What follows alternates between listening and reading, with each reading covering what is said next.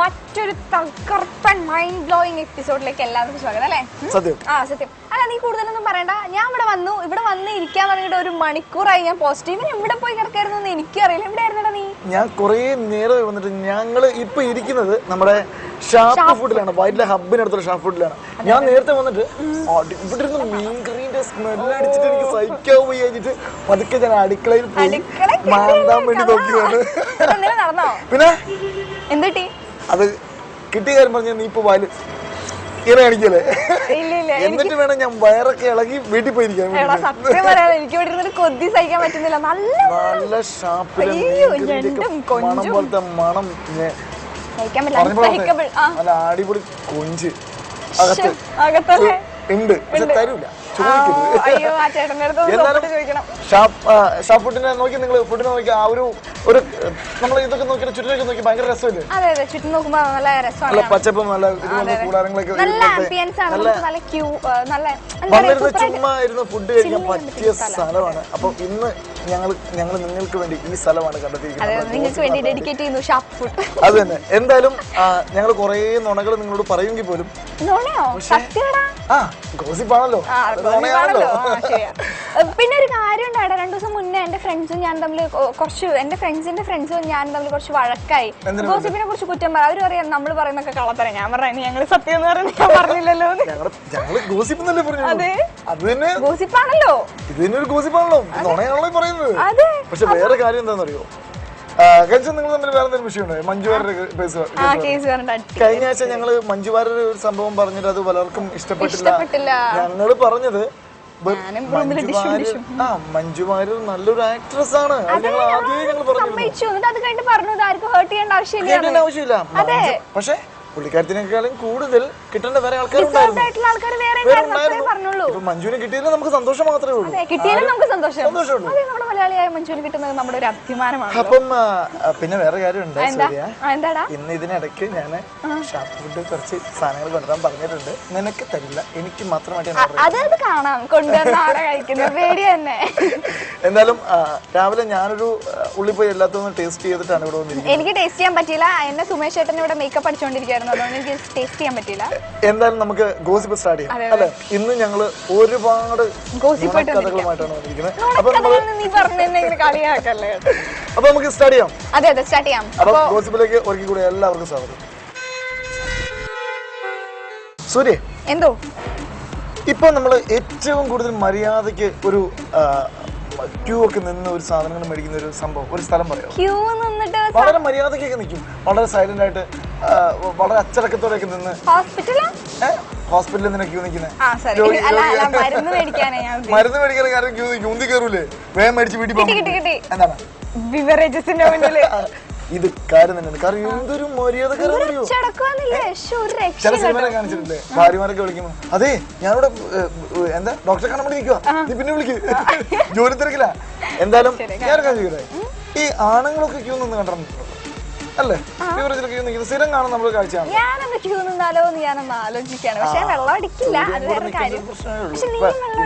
ഇവിടെ ഒരാൾ നിന്നിട്ട് ഭയങ്കര പ്രശ്നമായി മാറിക്കൊണ്ടിരിക്കുകയാണ്. ഇനിയിപ്പോ നീ നയൻതാര അറിഞ്ഞില്ലേ? യൂട്യൂബിൽ ഭയങ്കര രസമാണ് നയൻതാര. അല്ല, എനിക്കൊരു സംശയം, നമ്മളോടൊക്കെ ഒരു വാക്ക് പറഞ്ഞെങ്കിൽ അല്ലെ മാനേജറോട് പറഞ്ഞെങ്കിൽ ഈ പുള്ളിക്കാരൻ മേടിച്ചോണ്ട് കൊടുക്കൂലേ? എന്തിനാ നയൻതാര പോയി? ഇങ്ങനെയും റിസ്ക് ബീവറേജിൽ ക്യൂ നിന്നിട്ട് വേണം റിസ്ക് എടുക്കാനായിട്ട്. അത് നയൻതാര പോലെ ഒരു നായിക എടാ നീ ഇങ്ങനൊന്നും പറയല്ലേ. ഞാൻ ഒരു കാര്യം പറയട്ടെ, നീ എന്തിനാ ഇങ്ങനെ സംസാരിക്കുന്നേ? അതെന്താന്ന് വെച്ചാലേ അതൊരു സിനിമയ്ക്ക് വേണ്ടിയിട്ടുള്ള ഷൂട്ടായിരുന്നടാ. സിനിമയ്ക്ക് വേണ്ടി ഷൂട്ടായിരുന്നല്ലേ? ഏതോ ഒരു പൊട്ടൻ അത് യൂട്യൂബിലെടുത്ത് ഇട്ടതാണ്. ഏതോ ഒരു പൊട്ടനല്ല, ബീവറേജിലിരുന്ന ആ ബീവറേജില് കാശ് മേടിക്കുന്ന അയാൾ തന്നെയാണ് യൂട്യൂബിൽ എടുത്തിട്ട് അയാൾ നോക്കുകൊണ്ട് നയൻതാര നിൽക്കുന്നു. സത്യത്തില് പുറകില് കുറെ ക്യാമറയും കാര്യങ്ങളൊക്കെ ഉണ്ടായിരുന്നു. പുള്ളി അത് കണ്ടില്ല. അപ്പൊ പുള്ളി അത് എടുത്തിട്ട് നമ്മുടെ വിജയ് സേതുപതി അല്ലേ, വിജയ് സേതുപതി നായനാണ് നാനും റൗഡിതാൻ സിനിമയുടെ ചിത്രീകരണത്തിന് വേണ്ടിയിട്ടാണ്. പുള്ളിക്കാരന് വേണ്ടി ഈ സിനിമയുടെ ഒരു ഷോട്ടായിരുന്നു നയൻതാര പോയിട്ട് ബിയർ മേടിക്കുന്ന ഒരു സംഭവം.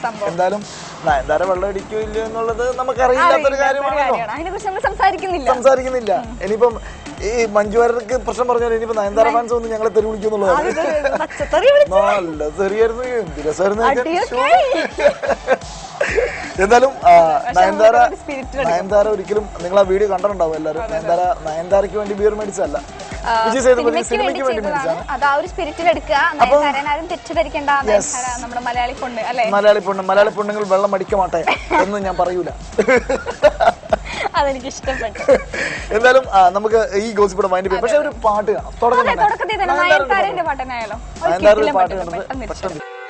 കാണാം. നിനക്ക് സൽമാൻ ഖാനെ കുറിച്ചുള്ള ഒരു ഇംപ്രഷൻ എന്താ? നല്ല മുസൽമാൻ, ആരാധകരോട് ഭയങ്കര സ്നേഹമുള്ള വ്യക്തി. ഇതിനു മുമ്പ് ഒരു പ്രശ്നം ഉണ്ടായിരുന്നല്ലോ, നമ്മുടെ സൽമാൻ ഖാന്റെ സെക്യൂരിറ്റി കണ്ട ഒരു ആരാധകർ സൽമാൻ ഖാൻ സെക്യൂരിറ്റി അടിച്ചത്. കാരണം ആരാധകര് ഭയങ്കര സ്നേഹമാണ്. പിന്നെ സിക്സ് പാക്ക് ഒക്കെ ഷാറുഖ് ഖാനും അങ്ങനെയുള്ള പലതും കൊണ്ടുവരുന്നതിന് മുമ്പ് ഇന്ത്യൻ സിനിമയിൽ കൊണ്ടുവന്ന ഏക വ്യക്തി നമ്മുടെ സ്വന്തം സൽമാൻ ഖാനാണ്. അത് കണ്ട് കൊതിച്ചിട്ടാണ് ചില ഷാറുഖ് ഖാൻ പോലത്തെ ആൾക്കാർ സിക്സ് പാക്ക് ഒന്നും എല്ലാ മൂവിയിലൊന്നും വെച്ചില്ല. ഇപ്പൊ ഇതാ ലാസ്റ്റ് വന്ന ഹാപ്പി ന്യൂ ഇയറിൽ 8 പാക്ക് ആണ്. അത് സൽമാൻ ഖാനെ പോലെ ഫാറ്റ് ഉള്ളടാ, സീറോ ഫാറ്റ് ആണ്. നീ ഷാറുഖ് ഖാനെ കുറ്റം പറയാനില്ലേ? തല്ലിക്കൊല്ലു ഞാൻ പറഞ്ഞേക്കാം. ആദ്യം കൊണ്ടുവന്ന ബോഡി ബിൽഡർ എന്ന് പറയുന്ന സിനിമയില് ഞാൻ പറഞ്ഞതല്ലെന്ന്. എനിക്ക് സൽമാൻ ഖാനെ ഇഷ്ടമല്ലെങ്കിലും അയ്യോ ഇതെന്താ വരുന്നത്, എനിക്ക് സൽമാൻ ഖാനല്ല ഇഷ്ടം, എനിക്ക് ഇതാ ഇഷ്ടം. എന്തായാലും നമ്മുടെ ഒരു സ്പെഷ്യൽ കാര്യം പറയാം. ഞണ്ട് വരട്ടിയതാണ്. ഇത് നമ്മുടെ വറ്റൽമുളകില്ലേ, വറ്റൽമുളക്, ചെറിയുള്ളി, പിന്നെ എന്തായിരുന്നു വാളംപുളി അല്ലേ, നമ്മള് ചമ്മന്തി ഉണ്ടാക്കില്ലേ, തേങ്ങ ചമ്മന്തി ഒക്കെ ഉണ്ടാക്കുന്ന അങ്ങനത്തെ ഒരു രീതിയിൽ ഞണ്ട് വരട്ടിയതാണ്. കണ്ടപ്പോ എന്റെ വായിലിങ്ങനെ വെള്ളം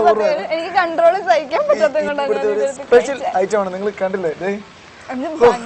അപ്പോഴേ നമുക്ക് എവിടെ പറഞ്ഞു തീർത്തി സൽമാൻ ഖാന്റെ പ്രശ്നം. എന്നിട്ട് നീ കോൺസെൻട്രേറ്റ് ചെയ്തോളൂ, നീ പറഞ്ഞോളൂ.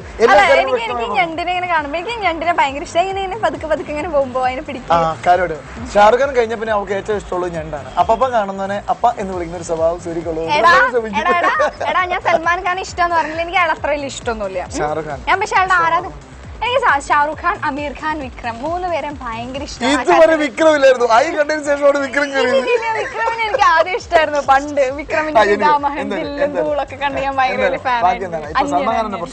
സൽമാൻ ഖാന്റെ പ്രശ്നം വെച്ചാൽ സൽമാൻ ഖാൻ ഉണ്ടല്ലോ രാജസ്ഥാനിലെ ബജ്രംഗി ബായ് ഇല്ലേ, അതിന് ഷൂട്ട് കഴിഞ്ഞിട്ട് കാറിൽ ഇങ്ങനെ ഷും ഷും ഷും പോവായിരുന്നു.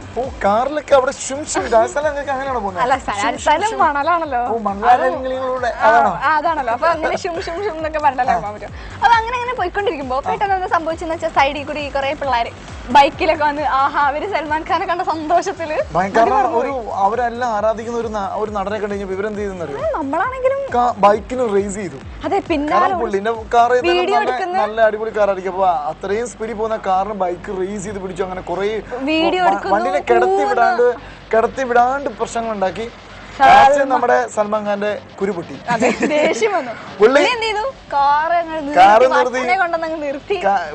കാർ സ്പീഡിൽ വിട്ടിട്ട് ബൈക്ക് ക്രോസ് ചെയ്ത് നിർത്തി. സിനിമ സ്റ്റൈലിൽ ഇങ്ങോട്ട് ഇറങ്ങി മസിലേക്ക് ഇങ്ങ് വീർപ്പിച്ച് ഇറങ്ങിയപ്പോഴത്തേക്ക് ഞാനിപ്പോ കണ്ടില്ലേ അതുപോലെയൊക്കെ മസിൽ പിടിച്ച് ഇങ്ങനെ ഇറങ്ങി.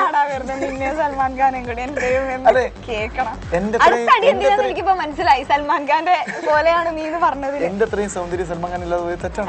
എനിക്ക് ചില സൗന്ദര്യം കൂടി പോയി. എന്റെ ദൈവമേ,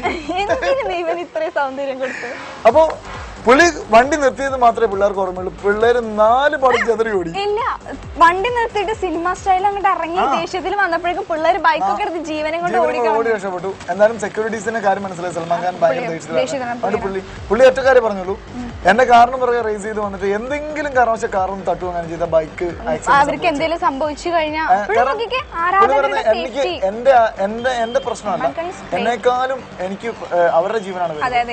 അപ്പൊ അവരെങ്ങനെ ചെയ്യുന്നത് ഭയങ്കര മോശമാണ്. ബൈക്കിനൊക്കെ എപ്പോഴും അപകടം സംഭവിക്കാം. അപ്പൊ ആ ഒരു സ്നേഹത്തിന് മുമ്പിൽ ഞങ്ങൾ ഹാറ്റ്സ് ഓഫ്. അപ്പം എന്താ പറയാ, സൽമാൻ ഇത്രയും നന്മയും മനസ്സുള്ള ഒരു വ്യക്തി വലുതായി വളരട്ടെ. കുറെ കാര്യങ്ങൾ പറയും. ഞാൻ ഇത്രയും നേരം പറഞ്ഞു. അല്ല, നീ വല്ലാണ്ട് അതിന്റെ അടുത്ത് നോക്കണ്ട. എനിക്ക് നിന്നെ നീ അതിന്റെ അടുത്ത് നോക്കുമ്പോ എനിക്ക് പേടിയാ. കാരണം ഇവന് അത് ഞാൻ ആദ്യം പറഞ്ഞു, ചേട്ടാ ഇത് എനിക്ക് തരണം. അപ്പൊ എനിക്ക് കണ്ടതല്ലേ ആ ബർഗറും കൊണ്ട് കാണിച്ച കളികള്. അടുത്ത പ്രാവശ്യം ഞണ്ടിന്റെ മുകളിൽ എനിക്ക് സത്യം പറഞ്ഞാൽ ബർഗറിനേലും കൂടുതൽ ഇഷ്ടം ഞണ്ടാണ്. എന്തായാലും നമുക്ക് ഈ ഗോസിപ്പ് വൈൻഡപ്പ് ചെയ്യാം. ഗോസിപ്പ് നിന്നെ വിളിക്കുന്നു അൻവർക്ക് നിന്നെ വിളിക്കുന്നുണ്ട്. എന്നെ ദേഷ്യപ്പെടുപ്പിക്കാതെ എന്റെതാണ്. അവിടെ നോക്ക്.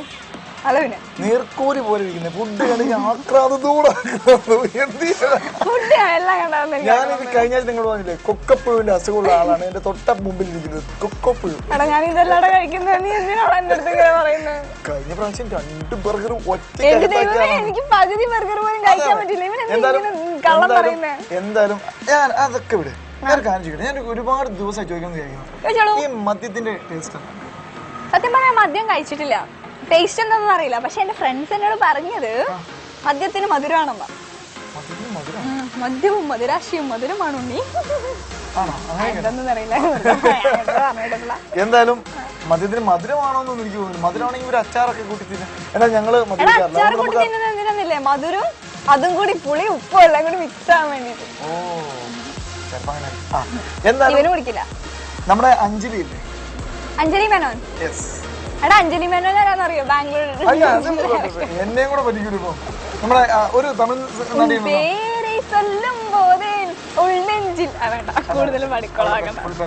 അഞ്ജലി.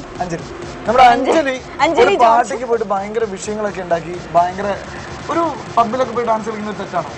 പബ്ബിൽ പോയി ഡാൻസ് കളിക്കുന്നത് ഒരു ലോക്കൽസ് ഒക്കെ ചെയ്യുമ്പോൾ തെറ്റല്ല. ബട്ട് അഞ്ജലിനെ പോലെ ഇൻഡസ്ട്രിയിൽ ഇത്രയും പേരുള്ള ഒരു ഹീറോയിൻ മദ്യപിച്ച് അവിടെ ലക്ക് കെട്ട് തെറിയൊക്കെ വിളിച്ച് ഡാൻസ് ഒക്കെ കളിക്കുന്നത് ഭയങ്കര മോശമാണ്. എന്തായാലും അഞ്ജലിക്കെതിരെ അങ്ങനെ ഒരു അപവാദം കറക്റ്റായിട്ട് വന്നിട്ടുണ്ട് അഞ്ജലി. പക്ഷെ അഞ്ജലി പറയുന്നത് അറിയോ, ഞാൻ ഇവിടെ സീരിയസ് ആയിട്ട് ഒരു കാര്യം പറഞ്ഞോ. സോറി, അപ്പുറത്ത് അത് തന്നെ അഞ്ജലി. അഞ്ജലി പത്തിരിച്ചല്ലേ. എന്തായാലും അഞ്ജലിനെ ഭയങ്കര വിഷയമായിരിക്കാണ്. കാരണം അഞ്ജലി പറയുന്നത് ഞാൻ മദ്യപിച്ചിട്ടില്ല. എന്റെ സുഹൃത്തിന്റെ ബർത്ത്ഡേ പാർട്ടിക്ക് ഞാൻ പോയപ്പം എന്നെ പത്രപ്രവർത്തകർ പറഞ്ഞു 2 ഫോട്ടോ എടുക്കാൻ പറഞ്ഞു. ഞാൻ സമ്മതിച്ചില്ല. ഞാൻ മദ്യപിക്കാറില്ല. എനിക്ക്